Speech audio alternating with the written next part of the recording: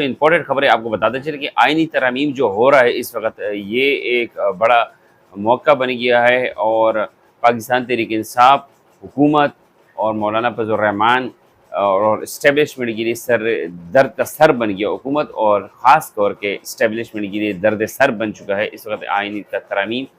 اور یہ اب ہوتا ہے یہ نہیں ہوتا، ذرائع بتا دیے کہ ابھی تک حکومت کے پاس پوری تعداد نہیں ہے۔ 214 کی اسٹرینتھ ہونی چاہیے، وہ 224 کی اسٹرینتھ ہونی چاہیے، وہ نہیں ہے، 214 کی اسٹرینتھ ہے۔ پاکستان تحریک انصاف کے 2 سینیٹر ابھی تک جا چکے ہیں اپوزٹ سائیڈ پر۔ یہ ایک بڑی تفشیش کی بات ہے، اور وہ سینیٹر خود سے کہہ چکے ہیں کہ ہمیں بہت زیادہ پریشانی ہے، بہت زیادہ تھریٹ ہے، تو اس کی وجہ سے ہم نے اپنا رخ حکومت کی طرف کر رہے ہیں، مجبوری کے طور پر یا تو ریزائن کریں گے یا ووٹ کریں گے۔ تو یہاں تک یہ بات پہنچی ہے، بہت خطرناک بات یہ پہنچی ہے۔ ساتھ ساتھ میں آپ کو یہ بتاؤں کہ اختر مینگل صاحب نے بتایا کہ میرے 2 سینیٹر کو اٹھایا گیا ہے اور اغوا کر دیا گیا ہے، ان کے بچوں کو اغوا کر دیا گیا ہے۔ تو پاکستان میں ایک بازار گرم ہوا وہ اس وقت اغواؤں کا، جو ملک میں پورے ملک میں سینیٹر اور ایم این ایز اغوا ہونا شروع ہو چکے ہیں۔ ساتھ ساتھ میں یہ بھی آپ کو میں بتا دوں کہ پاکستان تحریک انصاف کے چیئرمین عمران خان صاحب نے ایک بات کہی ہے کہ جو باتیں کہی ہے اس کے حوالے سے میں آپ کو ڈیٹیل کے ساتھ بتاؤں۔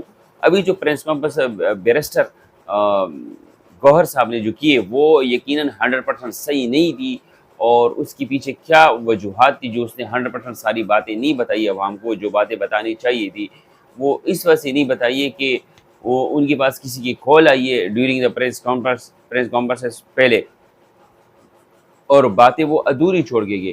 وہ صحیح کہہ رہے تھے، یہ بات تو صحیح تھی کہ 5 دن سے اس کی بجلی نہیں تھی، اور خان صاحب 2.5 گھنٹے کے لیے جیل میں باہر آتے۔ اس کو بن واٹ کہا جاتا ہے کہ یہ 6x8 کی اس کی 6 فٹ اس کی چوڑائی ہوتی ہے، جہاں پر یہ روم ہوتے ہیں 6 فٹ اس کی چوڑائی ہوتی ہے اور 8 فٹ اس کی لمبائی ہوتی ہے، 8 سے 10 فٹ اس کی لمبائی ہوتی ہے اس روم کی۔ تو اس پہ خان صاحب کو رکھا ہے، اس میں ان قیدیوں کو رکھا جاتا ہے جن کا ایک بڑا مطلب ہے کہ ایک دردناک قسم کے لوگ ہوتے اور وحشی درندے ٹائپ کے لوگ ہوتے جو لڑتے جھگڑتے ہیں، یہ ان لوگوں کے لیے یہ واٹ ہوتا ہے۔ لیکن ایک پرائم منسٹر پاکستان کے رہ چکے ہیں، ساتھ میں وہ بیچلر ہے، ایم این اے رہ چکے ہیں، ٹھیک ہے جی، تو اس کے باوجود بھی حکومت کا یہ رویہ بالکل بھی مناسب نہیں ہے کہ خان صاحب کے ساتھ یہ کیا جا رہا ہے۔ اب پاکستان تحریک انصاف اگر ان کے لوگوں کو توڑا جاتا ہے اور کی کچھ کیا جاتا ہے، تو پاکستان تحریک انصاف کے لوگ اب احتجاج کے علاوہ ان کے پاس کوئی راستہ بچا ہی نہیں ہے۔ ان کو فی الفور یہ کہنا چاہیے، اعلان کرنا چاہیے کہ ہمارا پھر سے احتجاج ہے، اور ہم سارے اسلام آباد جائیں گے، ڈی چوک میں بیٹھیں گے، کہیں بھی بیٹھیں گے، لیکن ہم اسلام آباد کی طرف لانگ مارچ کریں گے۔ تو یہ ایک بہتر طریقہ ہو سکتا ہے پاکستان تحریک انصاف کو، ورنہ یہ آئینی ترامیم ہو جائے گا اور پھر حکومت کی جو مرضی ہوگی وہی ہوگا اور کچھ نہیں ہوگا۔ پھر ابھی پاکستان تحریک انصاف کے پاس یہ آخری اور واحد موقع ہے، لیکن بدقسمتی سے یہ کہنا پڑتا ہے کہ پاکستان تحریک انصاف کے کچھ لوگ کمپرومائز ہے، یہ کہنا پڑتا ہے۔ پورے ملک میں جو لوگ پاکستان تحریک انصاف کے ہیں ان کی ڈر خوف کی وجہ ہے، یا اپنی سیاست کو بچانے کے لیے ہے، یا اپنی مال دولت کو بچانے کے لیے، لیکن کچھ یہ وجوہات ہے کہ یہ لوگ اس ڈر کی وجہ سے یہ لوگ ملے ہوئے اور حکومت کو بھی رپورٹ کرتے ہیں، اسٹیبلشمنٹ کو بھی رپورٹ کرتے ہیں۔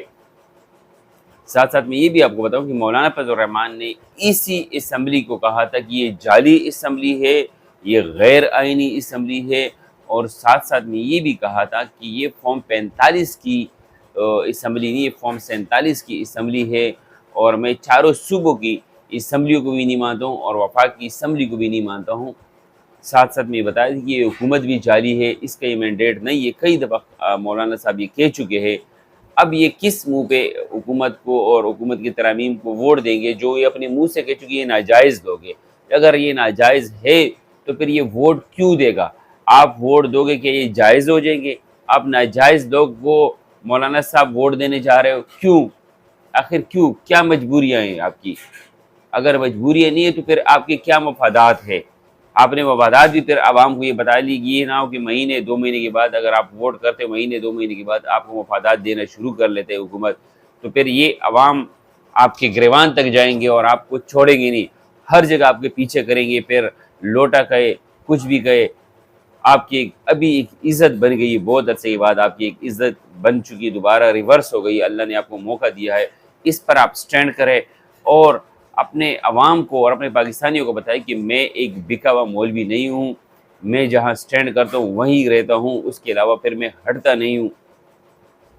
साथ साथ मैं ये भी बताता चलूँ कि अभी तक जो माहौल बन रहा है उस माहौल से ये पता चल रहा है कि हिसाब किताब कुछ खास सही नहीं है हुकूमत के लिए भी और हुकूमत के साथी पार्टियों के लिए भी। जैसे पीपल पार्टी के लिए बिलावल भुट्टो के गुस्से से आप अंदाज़ा लगा सकते हैं कि वो कितने गुस्से में और वहशत में ये बात कर रहे होते हैं।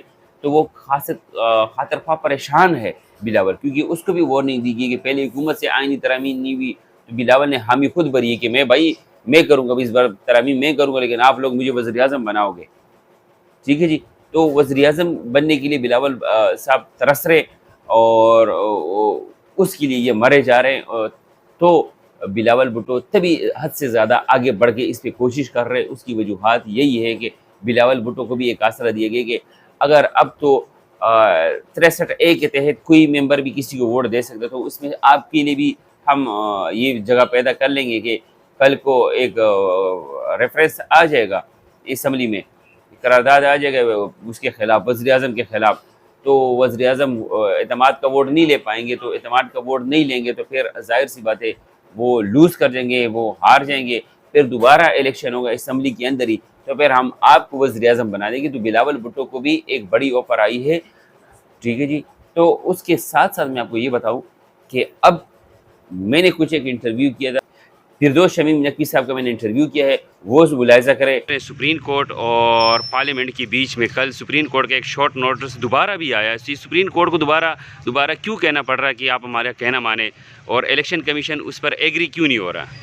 इसलिए सुप्रीम कोर्ट हर अपने ऑर्डर के बाद वक्त देता है। जब उस वक्त पे अमल नहीं हुआ तो सुप्रीम कोर्ट ने अपने अहकामात की मज़ीद वजाहत कर दी।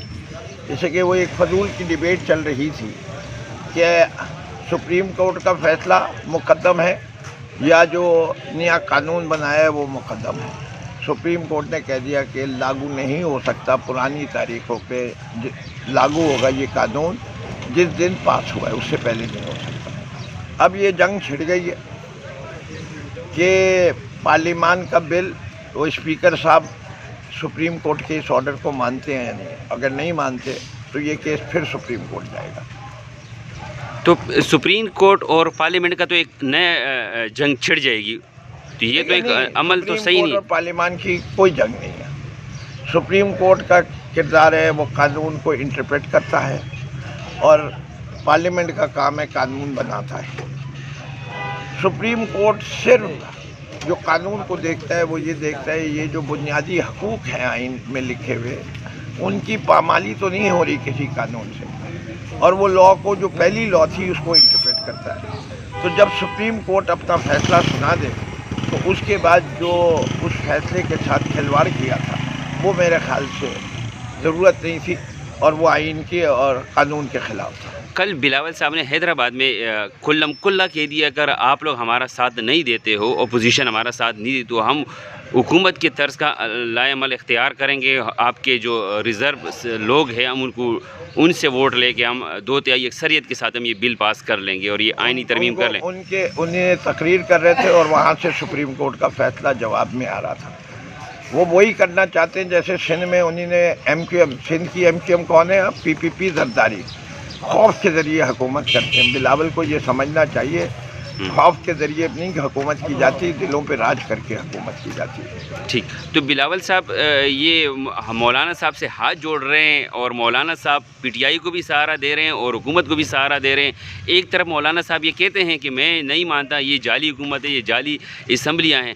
आज उन्हीं जाली असम्बलियों के साथ बैठ रहे हैं। तो ये मौलाना साहब का रवैया कुछ अजीब और गरीब नज़र आ रहा है। जी देखिए, मेरा ज़िंदगी में असूल ये है कि जब कोई आदमी कुछ कह रहा होता है तो मैं ये नहीं देख सके कौन कह रहा है, मैं ये देखता हूँ कोई क्या कह रहा है। جو چیزیں مولانا صاحب صحیح کہہ رہے ہیں میں ان کی تعریف کرتا ہوں. ٹھیک. تو کیا پی ٹی آئی آج بیرسٹر گوہر صاحب ابھی ملے ہوں گے، خان صاحب سے ملاقات جاری ہوگی، تو کیا آپ سمجھتے کہ خان صاحب یہ کہہ دیں گے کہ آپ آئینی ترامیم کے لیے ووٹ اگر کریں؟ میں عمران خان ہوتا تو بات اور تھی. عمران خان ہے، اس کی سوچ تک کوئی پہنچ نہیں سکتا.